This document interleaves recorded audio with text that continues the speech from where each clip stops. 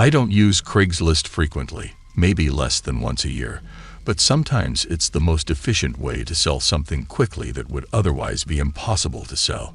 However, I stopped using Craigslist after an experience I had 3 years ago.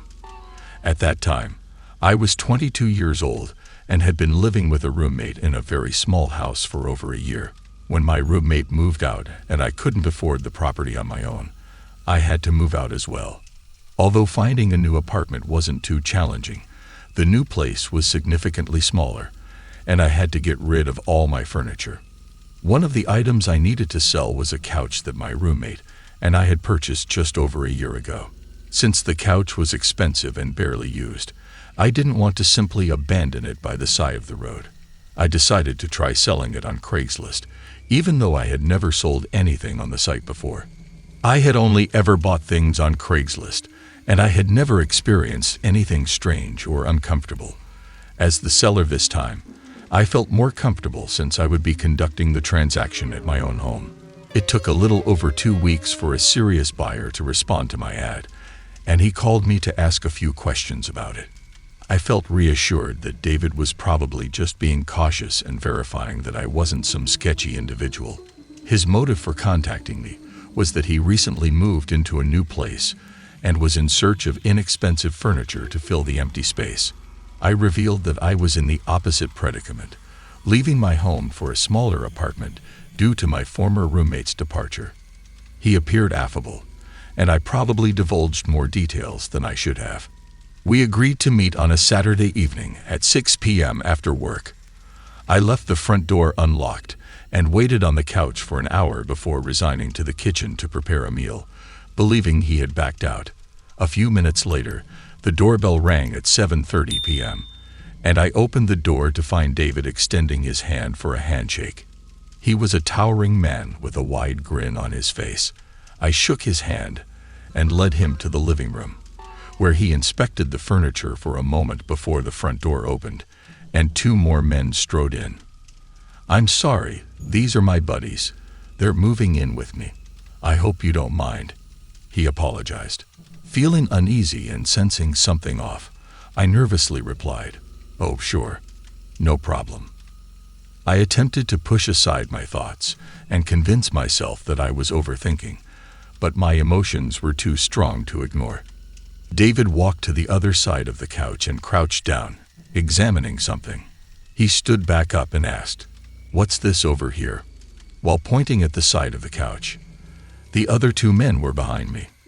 With reluctance, I walked over to where he was standing and peered down at the couch. Seeing nothing, he pointed again, and the other 2 men moved closer to me, while David stood behind me. I knelt down slowly, still unable to see anything, and felt their breath on me, causing me to feel powerless and terrified. David abruptly exclaimed, "I'm just messing with you.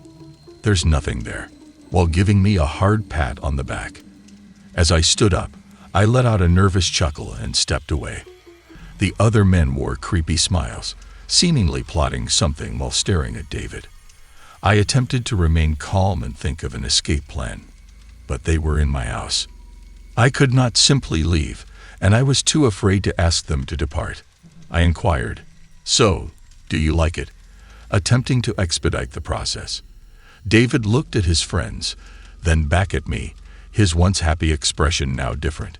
There was an unusual silence as I gazed into David's empty eyes. It was the calm before the storm. Suddenly, one of the men tackled me to the ground, pinning me down aggressively.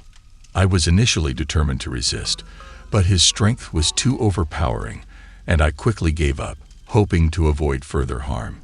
David and his accomplice ransacked my house, causing chaos and leaving a mess in every room. The man holding me down continued to push my head into the hard wooden floor with all his weight. After a few minutes, David called out by the front door, and the man got off me and ran out of the house. I heard their truck speed off as I lay on the ground in shock, pain, and terror. After gathering myself, I stumbled to the front door to close and lock it, and immediately called the police. As expected, David was a fake name, and the email and phone number were not associated with any identifiable person. The police collected some fingerprints and took pictures of their shoe prints on the ground, but the case remained cold with no suspects. However, they were able to match the shoe prints left at my house with those left at another house that had been similarly attacked and robbed a few weeks prior. It is believed that the attackers target people who live alone, and I unwittingly made myself vulnerable by sharing information about my former roommate. This experience has caused me immense stress and anger. I was blinded by the false sense of security in my own home and paid the price for inviting unknown individuals into my living space. It is essential for people to be aware of the dangers of using sites like Craigslist and the risks of inviting strangers into their homes. A few years ago, I attempted to purchase a truck from Craigslist. Before you jump to any conclusions, the vehicle was offered at an exceptional price, and I was struggling financially at the time. Although I had never used Craigslist before, I was aware that it was a popular platform for individuals to sell their possessions, often at discounted rates. Despite the website's reputation for cheap cars, I still had to ask my father for financial assistance, as I did not have the required several $1,000s in my account to purchase a vehicle outright. After browsing the site for a while, I messaged a seller who was offering their truck for $4,000. The seller responded quickly and was forthcoming in answering all of my questions. Although he admitted that the truck was not the most attractive, he assured me that it was reliable and would get me where I needed to go. Intrigued, I arranged to meet the seller at a Burger King midway between our respective locations. I arrived first, having taken an Uber, and the seller arrived shortly thereafter. We conversed briefly, and he mentioned some minor issues the truck had experienced in the past, but nothing too serious. Since I couldn't afford to be too picky, I asked if I could test drive it. He suggested a nearby, less busy parking lot, but to my surprise, he offered to ride with me instead of me calling for another Uber. In retrospect, I realize I should have stood up for myself, but at the time, I was inexperienced and didn't want to seem impolite. Despite my misgivings, I trusted the man because he was older and seemed trustworthy. As we got into the car, he asked me for my license, which further bolstered my confidence in him. However, as we drove, I noticed that we were going much further than the nearby parking lot he had initially suggested. We ended up in an isolated lot several blocks from the Burger King, which should have been a red flag, but I brushed it off. When he asked to switch seats, I obliged. As we passed each other, he tossed me the keys, but they missed their mark and fell far from me. When I bent down to retrieve them, I felt a sudden blow to my side as the man attacked me, stole my wallet from my back pocket, and sprinted back to the truck. In a panic, I grabbed the keys, hoping to force a trade, but when I tried to start the vehicle, it wouldn't budge. I realized that the keys he had thrown at me were likely fake, and he had left me stranded. To make matters worse, everything had happened so quickly that I couldn't even get the truck's license plate. However, I was fortunate enough to have my phone with me. The first thing I did was cancel my only credit card to prevent the thief from accessing my funds. I then contacted the authorities and reported the incident.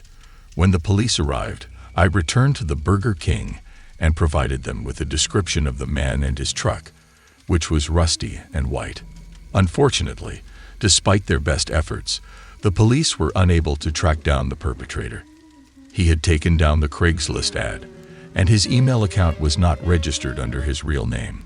Instead, it was named after a video game character. Since I was unable to obtain the license plate number, there was little hope of catching him. As a result of the theft, I lost $4,000 in cash and had to wait for a new credit card to arrive in the mail. I also had to obtain a new driver's license. In the end, I learned a valuable lesson. Never use Craigslist, and don't make the same mistake I did. Thank you for watching today's video. If you enjoyed it, please consider liking and sharing it to support me. The best is yet to come.